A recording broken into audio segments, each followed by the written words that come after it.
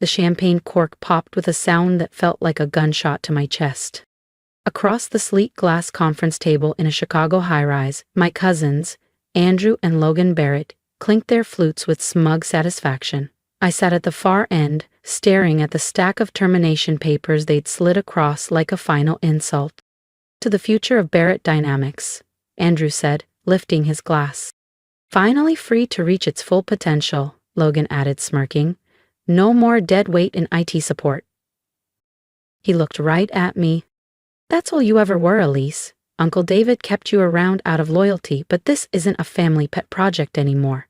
It's business." I picked up the papers with steady hands, though inside I was a storm. 21 years of my life, erased with a few strokes of ink. "My name is Elise Barrett, and I'm 38 years old. I was just 17 when I started working at my uncle's company, back when Barrett Dynamics was a modest parts manufacturer barely scraping by with mechanical gears and switch panels. Nothing glamorous, just dependable, utilitarian components that made machines run. From the beginning, I didn't fit the mold.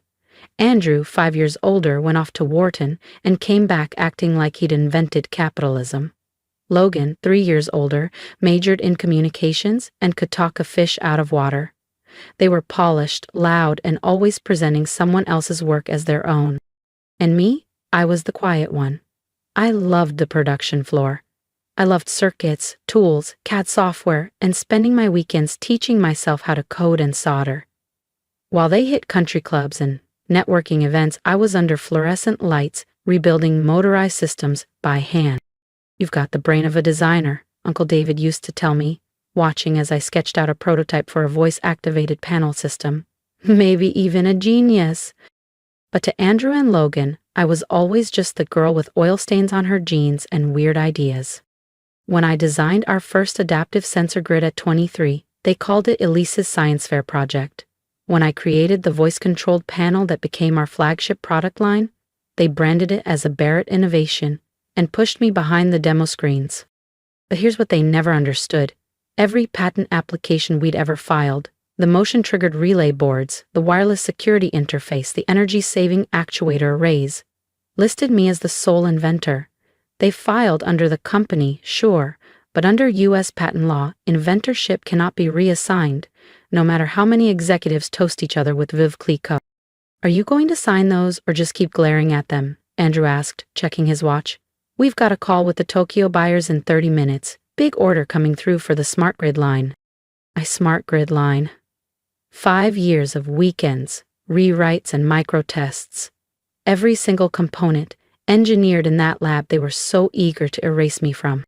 "Of course," I said, calmly signing the paper. "I'll clear out this afternoon." "That won't be necessary," Logan cut in. "Security already boxed your stuff. They're in the lobby. Key card and phone, please." I rose slowly, placed the items on the table, and turned toward the elevator.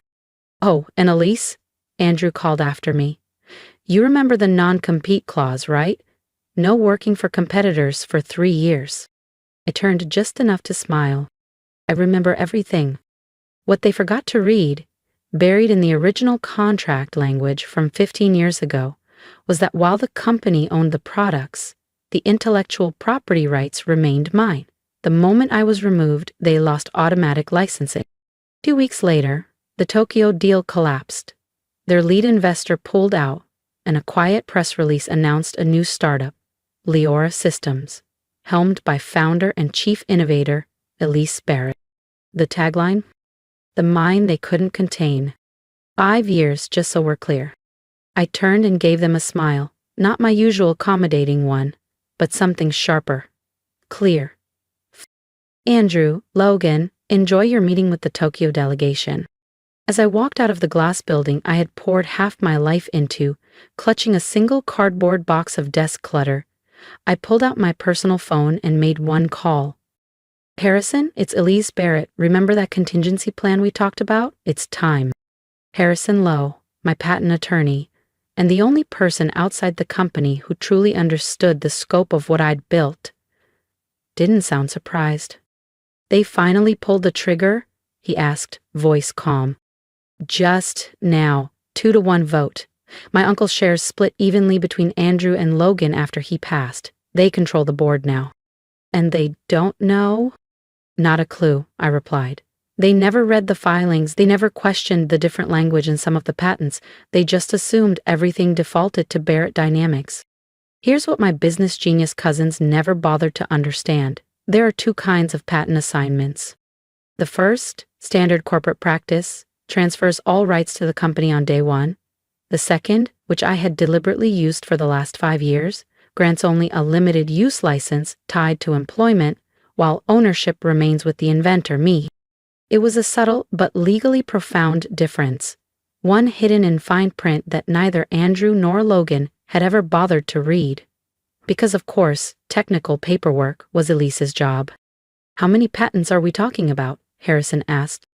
17, I said, sliding into my parked Prius. That includes the entire smart grid suite, plus every update to our embedded firmware and automation logic. And the full mobile ecosystem. He let out a long breath. So, Barrett Dynamics has been operating under licensing agreements that automatically expired today? Correct, I said. As of 10 minutes ago, they're infringing. How fast do you want to move? How fast can you send the cease and desist? I've had them drafted for 2 years, Harrison said without a hint of apology. I just need to add the date. Elise, are you absolutely sure this is going to get loud? I thought of all the boardroom meetings where I was cut off mid-sentence, of my cousins presenting my inventions as joint innovations while I stood at the back of the room, of the smirks, the dismissals, the box I had just been handed as my grand exit after 21 years. Send 'em, I said, every last one. The weekend was unusually quiet. I spent it in the only place that ever made sense, my garage workshop. Years ago, I converted it into a fully functional prototyping lab, complete with 3D printers, soldering benches, and a CNC mill. It smelled like sawdust, heated plastic, and freedom. My phone buzzed here and there. Former coworkers asking what happened. Friends checking in. I ignored all of them. I had work to do. Monday, 9:00 a.m. Sunshine poured into the skylight like a cosmic spotlight. Perfect timing.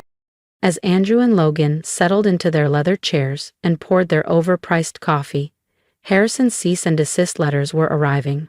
By courier, fax, and encrypted email. I made sure they got the message 3 different ways, no loopholes. 9:07 a.m. Andrew called. I let it ring. 919, Logan, ignored. 913. Both of them from the office line. This time, I answered. Good morning, gentlemen, I said sweetly. How was Tokyo? Elise, what have you done?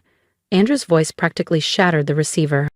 I've exercised my rights as the legal owner of 17 patents currently being infringed upon, I said coolly. Since I'm no longer an employee of Barrett Dynamics, your licenses are invalid. Effective immediately, you are to cease all manufacturing, sales, and distribution. You can't do that, Logan barked. Those belong to the company. You made them here. Actually, I said, if you go back to the contract I signed 5 years ago, you'll see I filed them under independent contractor status. At your request, remember? Because you didn't want to give me a raise. Silence. I smiled, leaning back in my chair. And now you'll pay 10 times that in court, or in licensing fees.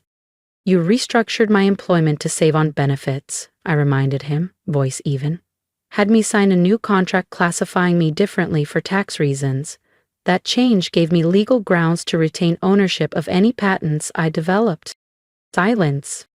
I could practically hear the frantic rustling of paper, the urgent clicking of keyboards as Andrew and Logan scrambled to find the contract they never bothered to read. But you still assigned them to the company, Andrew said, voice cracking. I licensed them to the company, I corrected. There's a difference. A license is conditional, in this case tied directly to my employment, page 47 of my contract, subsection 12B. I'm guessing neither of you made it that far. This is blackmail, Logan snapped. No, I said coolly. This is business. Isn't that what you told me on Friday? That you're running a business, not a charity? I could hear them unraveling on the other end of the line. The smart grid line makes up 73% of our revenue, Andrew said, now fully in panic mode. And you just fired the one person responsible for it, I replied. Let me remind you. Barrett Dynamics used to make industrial switches and junction boxes. I turned it into a smart technology company. You fired the reason that transformation happened. We'll sue. Please do, I said, a smile in my voice.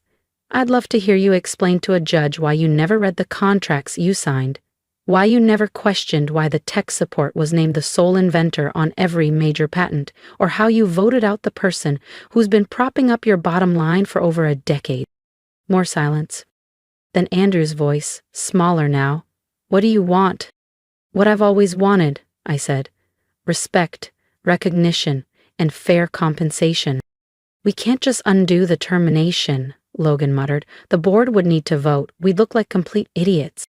Then I suggest you start selling basic junction boxes again, though that may be difficult. I also hold the patents for the updated manufacturing process. I ended the call and set the phone down. On my workbench, under the glow of a warm desk lamp, sat the future, a sleek prototype, my newest invention.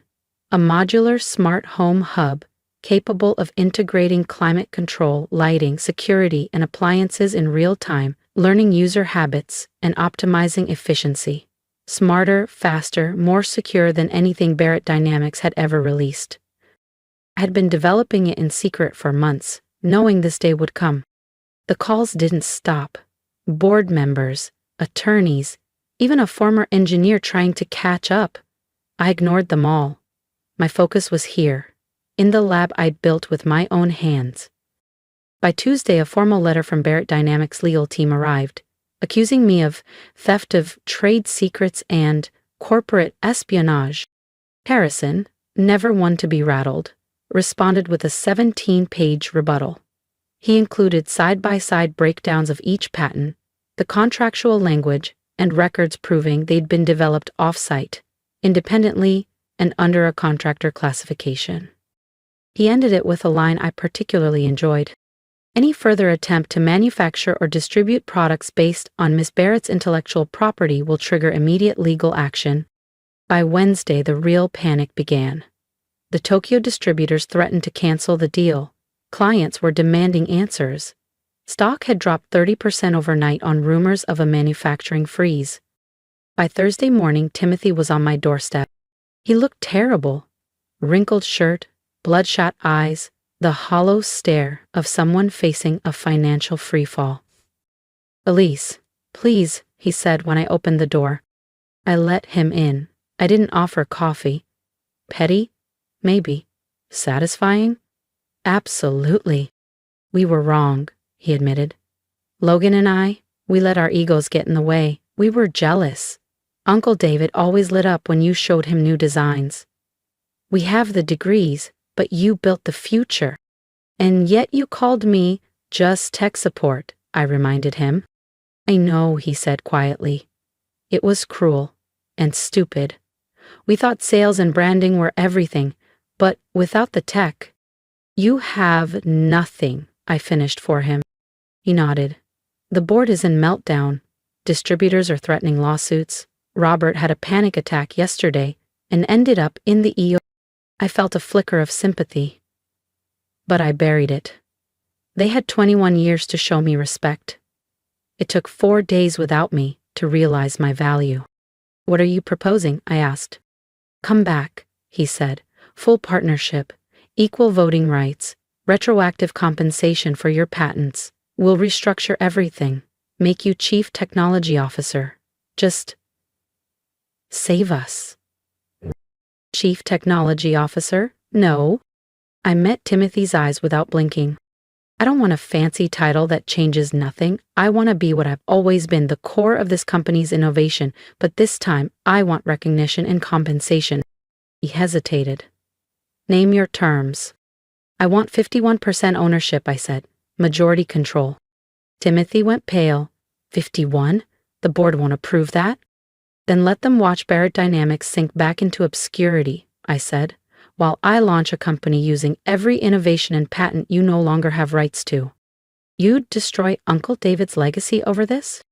Dad's real legacy was teaching me to value myself, I replied. You and Logan trashed it when you made me expendable. I'm offering to rebuild it, but on my terms. He left without agreeing, but I knew they'd return. Without my patents, Barrett Dynamics was a shell. Their supply chains, deals, and projections were built on tech only I could authorize. A week passed, then another, filled with negotiations, boardroom panic, and empty threats. Finally, they gave in. 51% ownership. A board seat. The title of my choosing, Chief Innovation Officer.